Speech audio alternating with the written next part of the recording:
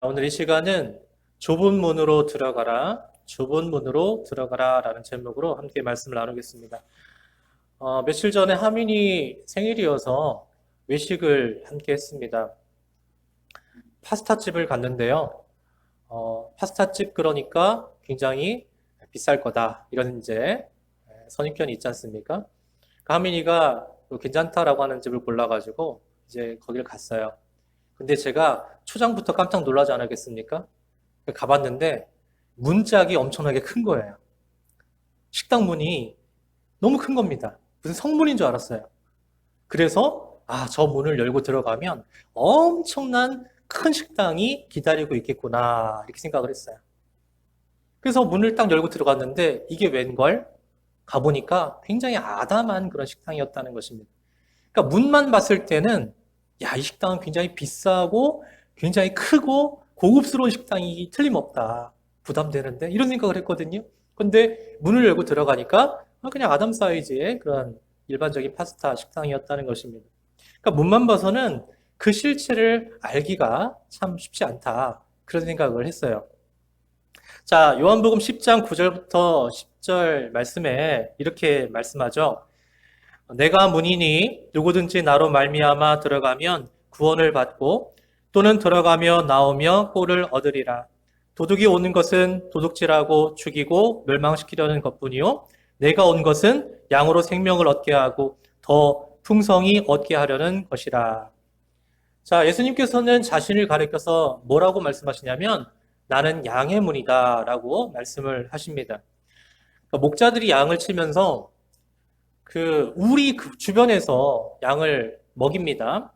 근데 이 목초지라고 하는 것이 뜯어 먹으면은 사라지는 거 아니겠어요? 그러니까 또 새로운 풀을 찾아서 더 먼 곳으로 양을 몰고 나가기도 하는 것입니다. 근데 그렇게 멀리까지 나갔다가 만약에 돌아오지 못할 경우에는 어떻게 해야겠습니까? 그러니까 임시로 우리를 만들어서 거기에다가 양을 들이고 그렇게 하룻밤 지낸 다음에 돌아오게 되는 거죠. 임시니까 되게 얼키설키 이렇게 만들지 않겠습니까? 그러다 보니까 문을 달지 않는 거예요. 문을 만들지 않는 것입니다. 그럼 문은 누가 하느냐? 바로 목자가 문 역할을 하는 겁니다. 우리를 두른 다음에 그 문을 목자가 거기에 딱 지키고 서 있으면서 또는 앉아 있으면서 그렇게 문 역할을 하는 겁니다. 그러면 어떻게 하겠습니까? 양이 마음껏 바깥으로 못 나오도록 막기도 하고 또 일이나 어떤 맹수 같은 그런 것들이 양을 해치지 못하도록 그렇게 지키는 그런 역할을 하게 되는 것이죠. 우리가 예수님을 만나면 예수님은 우리의 구원의 문이 되어 주십니다.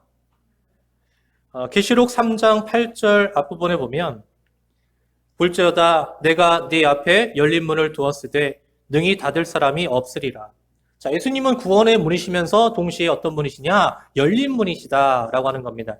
그리고 오늘 말씀처럼 바로 예수님은 좁은 문이기도 하시다라는 거예요. 그러니까 이걸 종합해 보면 예수님은 구원의 문이신데 열린 문이시면서 또 좁은 문이시다 그런 이야기입니다.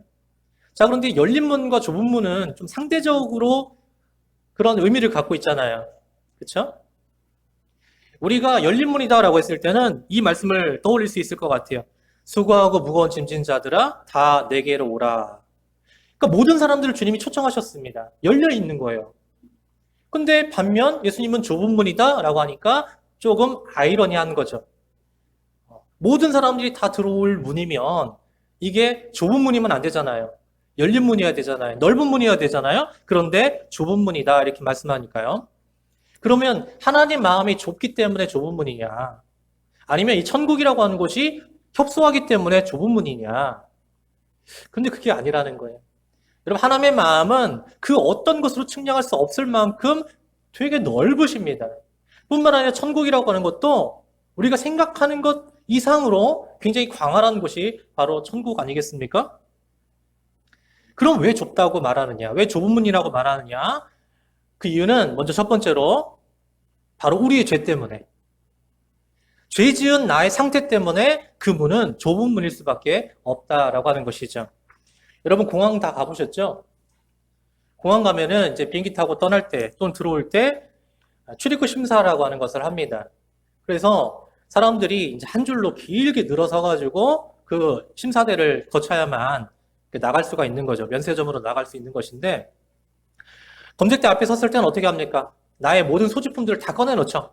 모든 짐들, 금속 성분이 있는 거 하여간 다 꺼내놓고 그래서 통과를 해야 됩니다. 근데 만약에 그 통과를 하는 과정 중에 불법적으로 소지한 것이 있으면 삐 하면서 걸리지 않겠습니까? 통과 못 한다는 거예요. 걸려버리는 겁니다.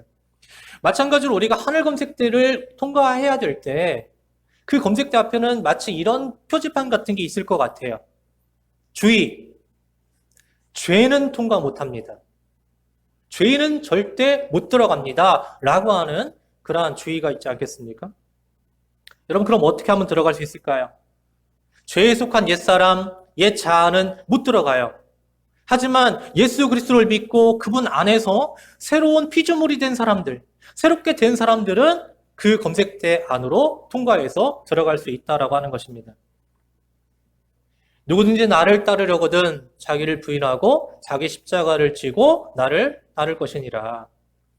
여러분, 옛사람은 못 가지만 예수님 앞에서 자기를 부인하고 십자가를 진 사람들은, 그 새롭게 변화된 사람들은 그 하늘 검색대를 통과해서 주님의 나라로 들어갈 수 있게 되는 줄 믿으시길 바랍니다. 두 번째는 왜 좁은 문이냐? 바로 예수님만이 유일한 문이기 때문에 그렇다는 거예요. 사도행전 4장 12절에서 다른 이로서는 구원을 받을 수 없나니 천하 사람 중에 구원을 받을 만한 다른 이름을 우리에게 주신 일이 없음이라 하였더라. 그러니까 많은 사람들이 이걸 보면서 기독교는 참 편협하다 이렇게 비난을 합니다. 아니 지들만 잘났어. 지들만 옳대. 지들만 구원이 있대. 그러면서 기독교를 굉장히 편협하다라고 생각을 합니다. 그런데 반면 종교다원주의자, 다시 말하면 모든 종교에는 진리가 있고 모든 종교에는 구원이 있다라고 그렇게 주장하는 종교다원주의자들은 뭐라고 이야기를 합니까? 어떤 종교든지 다 환영한다는 거예요. 같다는 거예요. 그래서 구원에 이르는 길은 여러 가지가 있고 그리고 여러 문이 있다. 꼭 하나만 있는 건 아니다. 그런 식으로 주장하는 거예요. 이 그림에서 보는 것처럼 각자 다른 길로 올라가도 끝에 가면 다 같이 만난다. 그런 식으로 이야기하는 게 바로 종교다원주의자들이 하는 말이거든요. 하지만 이게 굉장히 대인배 같고 속 큰 사람들이 하는 말 같겠지만 그런데 이건 다 거짓부렁이에 불과하다. 그런 이야기입니다. 미국의 유명한 토크 진행자인 오프라 윈프리라고 하는 여성이 있습니다. 이 사람은요, 그 영향력이 얼마나 큰지 대통령 버금갈 정도로 영향력이 큰 그런 사람이에요. 근데 이 오프라 윈프리가 이런 말을 했습니다. 내가 믿는 하나님은 편협한 하나님이 아니다. 여러분, 맞아요? 틀려요? 맞잖아요. 우리가 믿는 하나님이 속 좁은 하나님입니까? 아니잖아요. 네.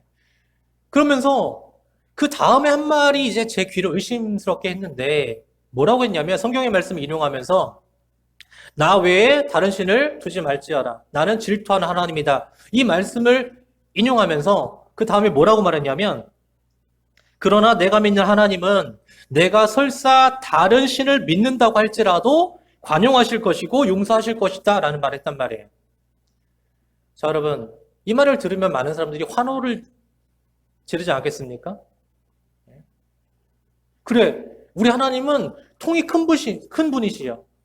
속이 크신 분이야.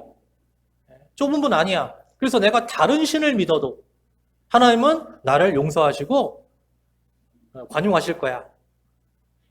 그럼 많은 사람들이 좋다, 옳소 막 그럴 거 아니에요. 그렇죠? 그런데 여러분, 오프라 윈프리가 말하는 그 구원의 문을 열고 들어가면 바로 뭐가 기다리고 있냐면 낭떠러지가 기다리고 있다라고 하는 것입니다. 왜 그래요? 오직 구원의 문은 예수 그리스도 한 분밖에 없기 때문에 그렇죠. 유일합니다. 그래서 좁은 문인 거예요. 모든 진리는 좁습니다. 우리가 이 사실을 알아야 됩니다. 그럼 불신자들 중에서 과학이라고 하면은 그냥 사족을 못 쓰는 그런 사람들 있잖아요. 과학은 무조건 옳아. 과학은 다 맞아. 이렇게 얘기하는 사람들. 예를 들자면 만유인력의 법칙이라고 하는 게 있죠. 그러니까 중력의 법칙이라고 하는데 중력의 영향을 받아서 모든 건 다 밑으로 떨어지는 거잖아요. 잡아당기는 힘이 있는 거 아니겠습니까? 근데 그걸 보면서 왜 떨어집니까? 이걸 따지는 사람 여러분 본 적 있어요? 그건 따진다고 해서 바뀌는 게 아니죠. 만유인력의 법칙이 바뀝니까? 안 바뀌잖아요. 그냥 사람들이 그러니까 만유인의 법칙을 이야기해도 따지는 게 아니라 그냥 믿고 받아들이죠, 그대로. 여러분 수학에서 이거 수학이라고 보기에는 산수죠. 1 더하기 1은 뭐다? 2다. 이걸 갖다 따진 사람 있나요? 아니 1 더하기 1이 아니 3일 수도 있고 4일 수도 있는 거 아닙니까? 왜 무조건 2여야만 됩니까? 하고 따진 사람 봤나요? 만약에 따지면서 아니 그런 법이 어디 있습니까? 나는 3도 되고 4도 된다고 생각합니다. 안 돼요? 안 된다고요? 되게 편협하네? 이렇게 하는 사람 본 적 있어요? 아니잖아요. 여러분 잘 알지도 못하는 과학 법칙을 운운하면서 그걸 갖다가 이야기하면 사람들이 잘 모르면서도 그냥 믿어요. 그런가 보다. 과학이니까 맞겠지. 그렇지만 더 중요한 영적인 진리의 법칙에 대해서는 사람들이 아멘을 안 한단 말이에요. 자기 목숨하고 왔다 갔다 하는 결부되는 그 말씀에 대해서는 잘 동의하지 않고 의심을 많이 한다는 이야기입니다.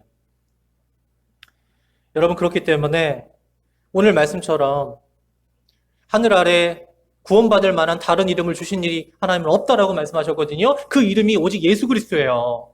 예수님 밖에는 우리가 구원받을 수 있는 길이 없습니다. 그러니까 유일한 구원의 문은 예수님밖에 없다라고 하는 것입니다. 왜 그러냐면 여러분 세상 그 누가 부활을 약속한 사람이 있습니까? 우리 인간에게 있어서 가장 큰 문제가 무엇입니까? 죽음의 문제잖아요. 인간이 극복할 수 없는 가장 큰 문제가 죽는 거 아닙니까? 근데 우리가 적어도 진리라고 한다면 이 죽음의 문제를 해결해야 되지 않겠습니까? 살아있을 때의 문제뿐만 아니라 죽은 다음의 상황도 우리에게 알려주어야 되고 그리고 실제로 그렇게 행하는 죽었다가 다시 살아나는 이 부활을 경험하고 우리에게 외치는 그런 소리가 바로 진리라고 할 수 있는데 그걸 그대로 이루신 분이 누구밖에 없어요. 예수 그리스도 한 분밖에 없지 않습니까? 그래서 진리인 거예요. 여러분 다른 사람들이 뭐라고 하든 다른 길이 있다고 한들 그거 다 가짜입니다. 진짜는 뭐예요? 바로 죽었다가 다시 부활하시고 우리와 함께 하시며 구원의 문이 되어주시는 예수 그리스도 그분만이 우리의 유일한 해결책이고 유일한 생명의 문인 줄 믿으시길 바랍니다. 그렇기 때문에 딱 유일하게 하나밖에 없는 방법이기 때문에 우린 좁은 문이라고 말할 수 있습니다. 자, 세 번째로 왜 좁은 문이냐? 모든 사람들이 혼자 들어가야 되기 때문에 그래요. 여러분 우리가 가족들이 있잖아요. 그러니까 뭘 좀 하자 그러면은 가족들이 함께 할 수 있어요. 제가 어저께 볼링을 치고 왔거든요. 가족들하고. 같이 할 수 있는 거잖아요.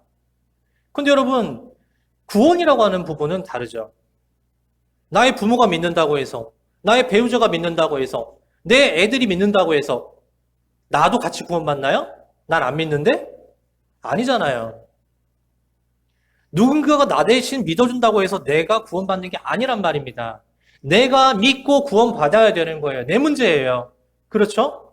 그렇기 때문에 좁은 문이라고 할 수 있습니다.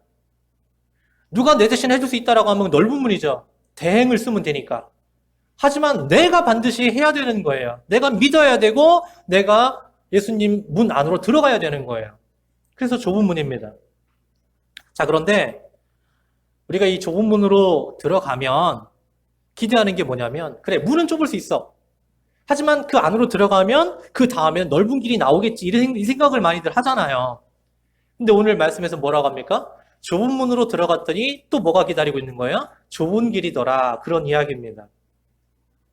여러분 예수님께서 뭐라고 하셨어요? 자기를 부인하고 자기 십자가를 지고 이렇게 얘기했잖아요. 그 말씀 뭐라는 거예요? 좁은 문을 통과해도 넓은 길이 기다리고 있는 것이 아니라 좁은 길이 있다라고 하는 걸 말씀하시는 거거든요. 근데 많은 사람들이 예수님 믿은 다음에 어차피 내가 예수 믿었으니까 천국행 티켓은 딴 거 아니냐. 그러니까 이제부터는 내 마음대로 막 살아야지. 이렇게 생각하는 사람도 있는데 절대 그렇지 않아요. 내가 예수님 믿고 구원 받았지만 막 살고 천국 가는 게 아니라 그 다음부터는 구원받은 사람답게 하나님이 거룩하신 것처럼 우리도 거룩한 삶을 살아가려고 하는 그런 삶의 모습이 나타나야 되는 것입니다. 그러니까 좁은 길이 있는 거예요. 여러분, 우리가 이 땅을 살아가지만, 구원받고 살아가지만, 하늘 백성다운 삶을 살아가니까, 그걸 못마땅히 하는 존재가 있습니다. 그게 누구냐? 사탄 마귀죠. 그래서 가만 안 놔둬요. 자꾸만 시비 걸고 딴지 걸고 우리를 어떻게 하면 멸망길로 빠뜨릴까? 이것만 자꾸 공격해 오는 겁니다. 그러니까 매일매일이 전쟁이에요, 우리는. 매일매일 하루가 영적 전쟁으로 치러지는 그 전쟁터에서 우리가 치열하게 살아가고 있다는 것입니다. 자, 여러분 어떤 길이 좋은 길일까요? 우리는 넓은 길, 고속도로, 이런 길이 좋다라고 생각을 합니다. 특히 운전하시는 분들은 그러겠죠? 근데 여러분, 좋은 길이란 어떤 길이냐면 바로 집으로 가는 길이 좋은 길이에요. 고속도로를 백날 서울에서 부산까지 왕복 왔다 갔다 해도 결국 계속 그러고만 산다고 하면 그 좋은 길이 아니잖아요. 결국은 길을 간다라고 하는 건 무엇 때문에 가는 겁니까? 내 집으로 돌아가기 위해서 가는 거잖아요. 집으로 가야죠. 계속 그렇게 헤매기만 하면 되겠습니까? 집으로 가야 되는 것입니다. 무조건 편하다고만 좋은 것이 아니라 목적지로 가는 것이 좋은 길이다라고 하는 거예요. 그리고 예수님께서는 우리의 삶을 갖다가 험한 삶이라고 말씀하시지 않았습니다. 여러분, 길이 험하다고 해서 우리 인생까지 험한 건 아닙니다. 그걸 잘 이해하셔야 돼요. 우리가 아무리 험한 길, 사망의 음침한 골짜기로 갈지라도 주님이 나와 함께 하시고 그분께서 나를 안위하시고 지켜주시기 때문에 우리의 삶은 험한 삶이 아닌 거예요. 여러분, 아무리 좁은 길로 갈지라도 주님이 나와 함께 하신다는 사실을 꼭 기억하시고 믿으시길 바라요. 그렇게 함께 할 때 길은 나빠도 좋으신 하나님과 그 주님과 함께하는 길이기 때문에 우리 인생길은 기쁘고 평안으로 가득하게 되는 것입니다. 그럼 여러분, 쉬운 길만 찾아서 선택하려고 하지 마세요. 많은 사람들이 쉽게 가면 좋지 이렇게 생각을 합니다. 쉬운 길로 가면 좋지 이렇게 생각합니다. 하지만 우리 믿음의 사람들의 인생길은요, 좁은 길이에요. 이건 정해져 있는 거예요. 좁은 길입니다. 좁다 보니까 사람들이 거길로 가려고 하지 않아요. 넓은 길로만 가려고 합니다. 좁은 길로 가려고 하는 사람 별로 없어요. 찾는 사람이 적단 말이에요. 하지만 중요한 건 뭐예요? 반드시 그 길 끝에 생명의 삶이 있기 때문에 우리는 반드시 그 길을 선택하고 그 길로 나아가야 된다는 사실입니다. 사랑의 교회 고 옥하는 목사님께서 내가 과연 좁은 길을 걷고 있는가, 이것에 대해서 한번 생각해 볼 수 있는 세 가지 질문이 있다 이렇게 말씀하셨어요. 첫 번째가 뭐냐면 내가 이 세상에서 신앙생활 하는데 그게 어렵다고 생각되어지는가 라는 거예요. 물어보세요, 여러분 스스로에게. 근데 만약에 신앙생활 하고 있는데 별로 안 어려워, 그냥 할만해요, 그럭저럭 괜찮아, 아니면 너무 좋아, 그냥 그렇게만 느껴진다라고 한다면 좁은 길을 안 가고 있을 가능성이 커요. 넓은 길을 가고 있으면서 내가 지금 주님을 따라서 가고 있다라고 착각하는 걸 수도 있습니다. 두 번째는 뭐냐면 신앙생활을 하기 위해서 내가 희생과 대가를 치르고 있는가라고 하는 거예요. 여러분, 작게는 가장 기본적인 건데, 작게는 내가 하나님 말씀과 기도를 위해서 나의 귀중한 시간을 할애하고 있는가라고 하는 것을 한번 생각해 보세요. 시간을 내서 하나님 만나고 하나님 말씀 보고 기도하고 있는가? 이걸 한번 생각해 보시라는 겁니다. 그런 게 없이 내가 좁은 길을 가고 있다? 그렇지가 않은 거예요. 세 번째, 하나님 나라에 대한 소망으로 기쁨이 넘치는가? 그러니까 하나님 나라 생각만 하면 너무 기뻐. 소망이 있어요. 근데 그렇지 않은 사람들은 어떤 사람들이죠? 그러니까 이 세상이 천국이야. 난 뭐 돈도 많고 가진 것도 많고 그러니까 굳이 천국을 생각 안 하고 살아요. 이런 사람들이 여러분 좁은 길로 가려고 하겠습니까? 안 가죠. 연어라고 하는 물고기는 물을 거슬러 올라가는 습성이 있습니다. 여러분 다큐멘터리나 뭐 이런 거 보면은 막 이렇게 거센 물살을 거슬러 올라가가지고 막 이렇게 뛰어서 점프하는 그런 물고기들 봤잖아요. 연어라는 물고기가 그렇거든요. 근데 죽은 물고기는 어떻습니까? 거슬러 올라가기는커녕 그냥 물살에 휩쓸려서 떠내려가죠. 여러분, 떠내려가는 건 쉬워요. 거슬러 올라가는 게 힘든 거지 그냥 떠내려가는 건 쉽습니다. 그런데 떠내려가는 건 쉽지만 떠내려가는 건 생명이 없는 거예요. 죽었습니다. 살아있는 것만이 거슬러 올라갈 수 있는 것입니다. 우리 신앙생활도 마찬가지죠. 아무리 인생길이 험하고 어렵더라도 연화가 거센 물살을 거슬러 올라가듯이 그게 생명력이 있는 거예요. 그러니까 우리가 믿음 생활할 때에 이런 생명력을 가지고 신앙생활을 해야지. 예? 동태 눈깔 돼가지고 흐리멍텅해가지고 그냥 쉬운 것만 찾다가 떠내려가는 그런 인생이 되면 안 되지 않습니까? 여러분 순서가 중요한데 예수님께서 이 순서를 이렇게 말씀하셨어요. 좁은 문으로 들어가라. 그리고 좁은 길로 가라. 이렇게 말씀하셨거든요. 뭐가 먼저예요? 문이 먼저예요? 길이 먼저예요? 문이 먼저잖아요. 문. 근데 세상 종교들은 어떻습니까? 그냥 길을 가다가 맨 마지막에 문을 열고 들어가는 거예요. 세상 종교들은 그렇게 말하잖아요. 길을 가다가 내 인생 마지막에 문을 열고 가는 걸로 그렇게 이야기를 한다는 것입니다. 근데 우리 기독교는 완전 반대죠. 문을 열고 들어가서 거기에서 생명길로 나아가서 진짜 생명의 길에서 천국 가는 거예요. 그렇잖아요? 여러분, 좁은 문은 바로 구원의 문이고 좁은 길은 제자의 삶입니다. 이걸 갖다 신학적인 용어로 그러니까 우리가 구원받는 걸 갖다가 중생한다라고 말하고요. 구원받은 다음에 거룩한 삶을 살아가는 걸 갖다가 성화의 삶이라고 합니다. 그러니까 내가 예수 믿고 구원받았다. 아니 끝이다. 막 살아야지. 이게 아니라는 거예요. 진정한 구도자의 삶은 구원받은 이후에도 구원받은 자답게 하나님께서 주시는 말씀 붙들고 거룩한 길에서 이탈하지 않고 그 좁은 길로 쭉 가서 천국까지 꼴이 나는 거예요. 그런 사람들이 진짜 믿음의 사람이고 구원받는 사람이다라고 하는 것입니다. 그리고 오늘 말씀이 좁은 문에 이어서 그 다음에 이어지는 말씀이 이제 나무와 열매의 관계에 대한 말씀인데 이게 이어지는 거예요. 그렇게 좁은 문으로 들어가 좁은 길로 간 사람들은 반드시 뭐가 나타난다? 열매가 나타난다라는 거예요. 열매가 나타난다. 자, 마태복음 7장 20절. 이러므로 그들의 열매로 그들을 알리라. 열매를 보면 알 수 있다는 거예요.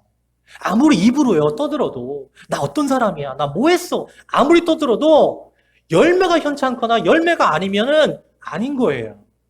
열매로 알 수 있다라고 했습니다. 여러분 열매는 나무로부터 열리는 겁니다.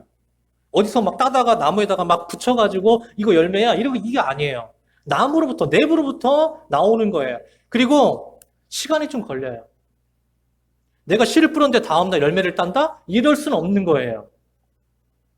적정한 시간이 필요하다는 것입니다. 어떤 시간? 내가 이 땅에 살아가는 동안, 주님 다시 오실 때까지 그 시간 동안에 내가 계속해서 열매를 맺어가는 거예요.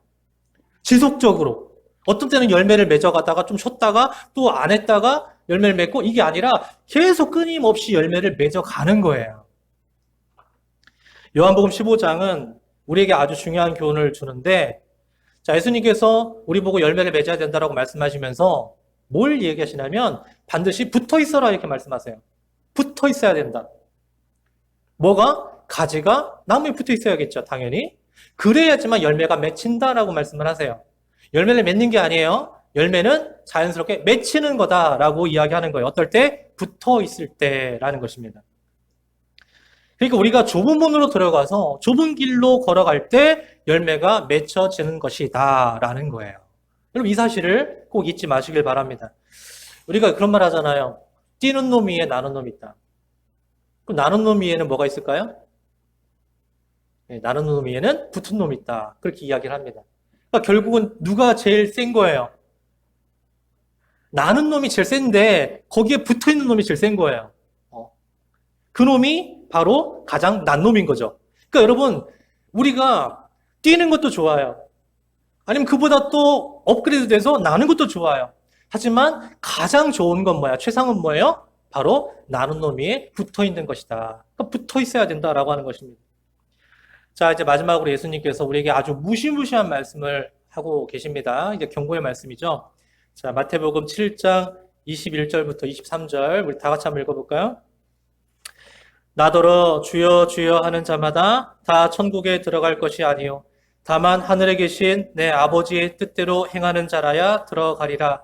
그날에 많은 사람이 나더러 이르되 주여 주여 우리가 주의 이름으로 선지자 노릇하며 주의 이름으로 귀신을 쫓아내며 주의 이름으로 많은 권능을 행하지 아니하였나이까 하리니 그때에 내가 그들에게 밝히 말하되 내가 너희를 도무지 알지 못하니 불법을 행하는 자들아 내게서 떠나가라 하리라. 여러분 습관적으로 주여 주여 하는 사람들이 있어요. 진심으로 진정한 고백으로 주님 이렇게 찾는 사람도 있어요 물론. 하지만 그냥 습관적으로 주여 주여 이렇게 부르짖는 사람도 있습니다. 형식적으로 예의상 입술만 그렇게 하는 사람들이 있어요. 그런데 진짜 형식적으로 하는 사람들은요 다 들통이 납니다. 다 들통이 나요. 왜요? 진정한 마음의 고백은 뭐로 할 수 있다고 했어요? 열매의 유무로 할 수 있다고 했잖아요. 이 사람이 진짜 마음의 고백을 담아서 주님 주님 찾은 것인지 아니면 그냥 입술로만 주여 주여 형식적으로 외친 것인지 그 열매를 보면 알 수 있다라고 하는 것입니다. 진짜 심각한 건 뭐냐면 이제 마지막 때가 돼서 주님이 심판자로 서실 때 그때 사람들이 그러는 거죠. 저희가 주님의 이름으로 예언도 하고 능력도 베풀고 귀신도 쫓아냈습니다. 주여 우리가 다 했습니다. 그렇게 얘기했는데 근데 막상 주님께서 그 말씀을 들으신 다음에 너 누구니? 나는 너희를 도무지 알지 못한다. 불법을 행한 자들아 썩 꺼져라. 이렇게 말씀하실 수 있다라고 하는 거예요. 여러분 어떻게 이럴 수가 있습니까? 성경에도 보면 그런 사례가 많이 나옵니다. 대표적인 케이스 하나씩 많이 얘기할게요. 구약에 보면은 여러분 사울 왕이 나오죠. 사울 왕이 성령의 감동을 받아서 예언했다는 말이 나와요. 왕이었지만 예언을 합니다. 그랬더니 사람들이 약간 비아냥거리는 토로 사울이 예언도 하느냐라는 식으로 이야기를 했지만 어쨌든 예언했다는 거잖아요. 그렇지만 그는 하나님 나라 바깥에 서 있었던 사람 아닙니까? 그래서 결국은 왕에서 패해지고 비참하게 생을 마감하게 됩니다. 또 신약에선 누가 나옵니까? 예수님 배신했던 가룟 유다. 분명한 예수님 제자예요. 그렇죠? 그도 예수님이 이름을 힘입어서 귀신에게 귀신아 나가라 이렇게 명령하면 귀신이 내쫓겨 가기도 했을 것입니다. 능력을 행했을 것입니다. 하지만 그도 마찬가지로 예수님 바깥에 서 있었던 사람 아니겠습니까? 현대의 많은 사람들이 어떤 초월적인 능력이나 현상, 기적, 그것 자체가 마치 하늘나라에 내가 가 있는 것 마냥 그렇게 착각하는 사람들이 많이 있는데 여러분 그렇지가 않아요. 그러면 내가 하늘 백성인 것을 무엇으로 보증하느냐? 하나님께서 날 아신다 하시고 날 인정해주는 그런 보증이 무엇으로부터 나오느냐? 바로 오늘 예수님의 마지막 말씀을 통해서 우리가 알 수 있다는 겁니다. 그게 뭐냐? 마태복음 7장 23절이죠. 마태복음 7장 23절만 다시 한번 봅시다. 그때 내가 그들에게 밝히 말하되 내가 너희를 도무지 알지 못하니. 자, 뭐라는 거예요? 주님께서 알지 못한다는 거예요. 주님이 알지 못한다. 이게 문제라는 거예요. 이걸 뒤집어 보면 주님께서 아셔야 된다라고 하는 거죠. 그러면 나를 모르니까 문제인 거잖아요. 그럼 주님께서 내가 널 안다라고 하면 문제가 없는 거잖아요. 그게 바로 주님이 나를 천국 백성으로 보증해 주신다는 말씀이잖아요.